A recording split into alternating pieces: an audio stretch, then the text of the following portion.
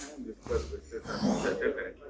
पहला महत्वपूर्ण विषय प्रशिक्षण को लेकर बहुत सारे कार्यक्रम इधर आयोजित किए गए और किस तरीके से प्रशिक्षण के बारे में हम लोग कार्रवाई करें आपको बताएंगे। सबसे पहले आपको बता दें, मैं सिपाहियों के रैंक से प्रारंभ करता हूँ।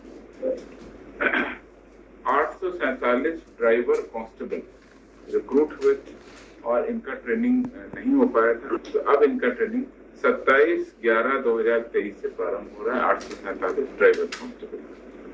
इन 847 ड्राइवर कांस्टेबल में 10 महिला पुलिस ड्राइवर भी शामिल है, जो कि संभवतः पहली बार किसी राज्य पुलिस में इतनी बड़ी संख्या में महिलाओं ने भी आवेदन किया।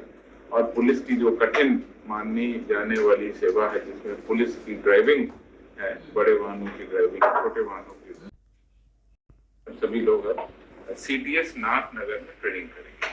तो इस प्रकार से 837 पुरुष और 10 महिलाएं उसमें योगदान करेंगी। इनका ये जो ट्रेनिंग है ये 6 महीने की होगी। इसको बुनियादी प्रशिक्षण कहते हैं, फाउंडेशन कोर्स है इनका, और इनको 6 महीने की ट्रेनिंग करेंगे। इसके अलावा पिछले वर्षों आपने देखा कि लगातार हम लोगों ने रिक्रूटमेंट भी किया और उनकी ट्रेनिंग भी कराई। बस उस ट्रेनिंग में जो उच्च प्रदर्शन होना चाहिए था, कुछ लोग नहीं कर पाए, कुछ लोग 1 या 2 विषय में असफल हो गए, फेल कर गए।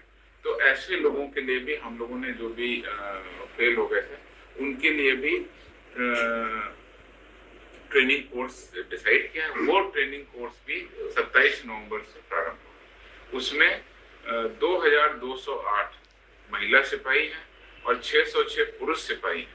ये ऐसे 1-2 सब्जेक्ट में फेल हो गए थे, उनका भी ट्रेनिंग शुरू कर रहे हैं 27/11 से। इनका भी जो कार्य दिवस है वो 105 दिन है।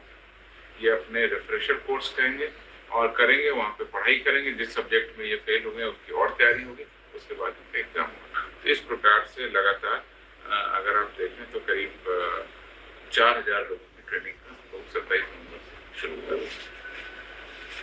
दूसरा, हमारे DSP की ट्रेनिंग। आपको पिछली बार भी बताया गया था कि पहली बार बिहार पुलिस ने एक सैद्धांतिक निर्णय लिया था और उस निर्णय में गृह विभाग ने अधिसूचना की थी कि जो हमारे DSP हैं, जब वो रिक्रूट होते हैं उस समय उनकी ट्रेनिंग हो जाती है, उसके बाद IPS बनने तक बीच में उनकी कोई ट्रेनिंग नहीं होती। और इस व्यवस्था को बदलते हुए बिहार पुलिस आदेश 317/2020 यानी 2020 में आदेश निकला था, आदेश नंबर 317। इसमें कहा गया था कि जो डायरेक्ट रिक्रूट DSP हैं, उनको अपने पूरे जीवन में कम से कम 2 इन सर्विस ट्रेनिंग प्रोग्राम करना है। 2 सेवाकालीन प्रशिक्षण उनको करना मैंडेटरी किया गया। पहला जो है वो 7 साल से 10 साल की जब सेवा होगी, जो नए डायरेक्ट DSP, और दूसरा होगा जो 14 से 18 साल के होंगे। इसमें जो है हमारी जो ट्रेनिंग पीरियड है वो 8 सप्ताह यानी 8 वीक का इन सर्विस ट्रेनिंग प्रोग्राम हमने मैंडेटरी किया है। पिछले साल हमने कुछ बैच को कराया था, अब सेकंड बैच हमारा जा रहा है। ये ट्रेनिंग भी हम 27 नवंबर से शुरू कर रहे हैं। 27/11 से बिहार पुलिस सेवा के पदाधिकारियों के कुल 14 पदाधिकारियों को जो सीधे नियुक्त हैं, उनको हम वहाँ ट्रेनिंग दे रहे हैं। और ये ट्रेनिंग जैसा आपको बताया 8 सप्ताह की है। इसमें उनको लॉ, पुलिसिंग, प्रबंधन, लॉ एंड ऑर्डर, अन्य महत्वपूर्ण विषयों के साथ साथ साइबर फॉरेंसिक, पुलिस की नई तकनीक, अनुसंधान के विषय, बाकी सभी बिंदुओं पर उनको 8 सप्ताह की रेगुलर ट्रेनिंग दी जाएगी। इन लोगों का विशेष ट्रेनिंग जो है फील्ड क्राफ्ट एंड टैक्टिक्स, पिछली बार हमने तेलंगाना में कराया था, इस बार भी हम निर्णय लेंगे कि हम कहाँ कराएंगे। तो राज्य के बाहर की ट्रेनिंग अकेडमी में भी इनको भेजते हैं, जिससे इनको अन्य राज्यों की व्यवस्था का भी पता चल सके।